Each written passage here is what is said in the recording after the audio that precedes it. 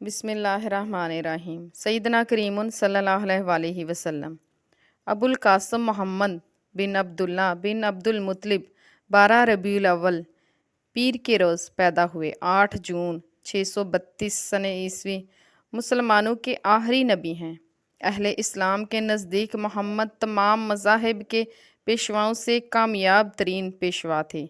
آپ کی کنیت ابو القاسم تھی۔ مسلمانوں کے عقیدے کے مطابق حضرت محمد صلی اللہ علیہ وآلہ وسلم کی طرف سے انسانیت کی جانب بھیجے جانے والے انبیاء اکرام کے سلسلے کے آخری نبی ہیں، جن کو اللہ تعالیٰ نے اپنے دین کی درست شکل انسانوں کی جانب آخری بار پہنچانے کے لیے دنیا میں بھیجا۔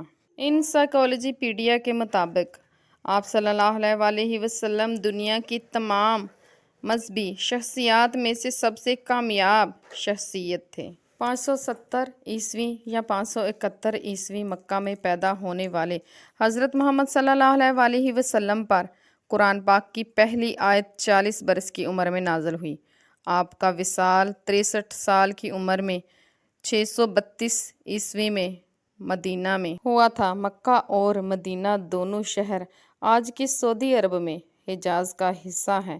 حضرت محمد صلی اللہ علیہ وآلہ وسلم بن عبداللہ بن عبد المطلب بن ہاشم بن عبد المناف کے والد کا انتقال ان کی اس دنیا میں آمد سے قریباً 6 ماہ قبل ہو گیا تھا، اور جب ان کی عمر 6 سال کی ہوئی تو آپ کی والدہ حضرت آمنہ بھی اس دنیا سے رخصت پا گئیں۔ عربی زبان میں لفظ محمد کے معنی ہے جس کی تعریف کی گئی۔ یہ لفظ اپنی اصل حمد سے ماخوذ ہے، جن کا مطلب ہے تعریف کرنا۔ یہ نام آپ کے دادا حضرت عبد المطلب نے رکھا تھا۔ حضرت محمد صلی اللہ علیہ وآلہ وسلم کو رسول، خاتم النبیین، حضور نبی اکرم صلی اللہ علیہ وآلہ وسلم، رحمت للعالمین کے القاب سے بھی پکارا جاتا ہے۔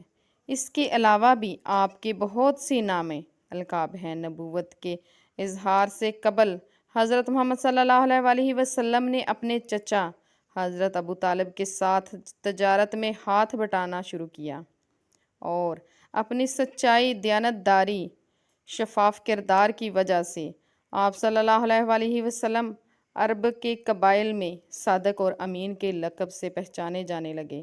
آپ صلی اللہ علیہ وآلہ وسلم اپنا کثیر وقت مکہ سے باہر واقع ایک غار میں جا کر عبادت میں صرف کرتے تھے۔ اس غار کو غار حرا کہا جاتا ہے۔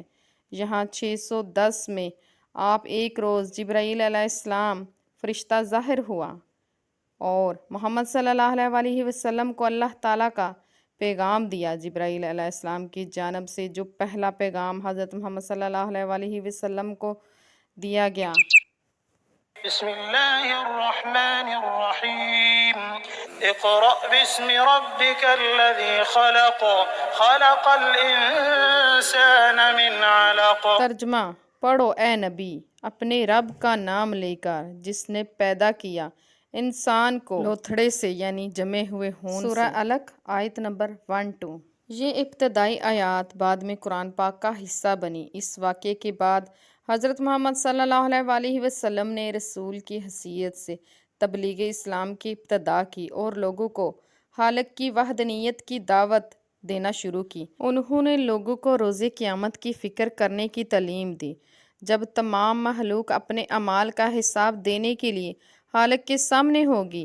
اپنی مختصر مدت تبلیغ کے دوران ہی انہوں نے پورے جزیرہ نما عرب میں اسلام کو ایک مضبوط دین بنا دیا، اسلامی ریاست قائم کی اور عرب میں اتحاد پیدا کر دیا، جس کے بارے میں اس سے پہلے کوئی سوچ بھی نہیں سکتا تھا۔ آپ صلی اللہ علیہ وآلہ وسلم کی محبت مسلمانوں کے لیے ایمان کا حصہ ہے، اور قرآن کے مطابق مسلمان ہی کوئی اس وقت تک کامل نہیں ہو سکتا جب تک وہ ان کو اپنی جان، مال اور پسندیدہ چیزوں پر فوقیت نہ دے۔